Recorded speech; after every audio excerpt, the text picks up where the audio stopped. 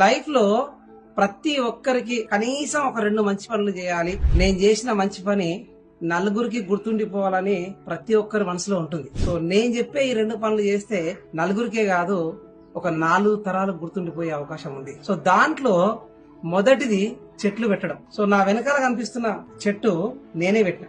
1999 లో చంద్రబాబు నాయుడు గారు పరిశుభ్రం పచ్చదనం కార్యక్రమంలో కొన్ని చెట్లు ఇవ్వడం వల్ల ఆ చెట్టు తీసుకొచ్చి పెట్టిన. ఆ చెట్టు ఆల్మోస్ట్ 25 ఇయర్స్ అవుతుంది.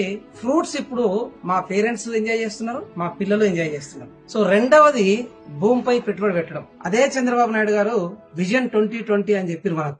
ఆ టైంలో మనకు అర్థం కాలే, ఈ టైంలో అందుకోలేకపోతున్నాం. సో ఇప్పుడు బంగ్లాలు కట్టిన ప్రతి ఫ్యామిలీ కూడా 20-25 ఇయర్స్ బ్యాక్ తక్కువ రేట్లో ఉండి కొనుక్కున్న ఫ్యామిలీసే ఉన్నాయి.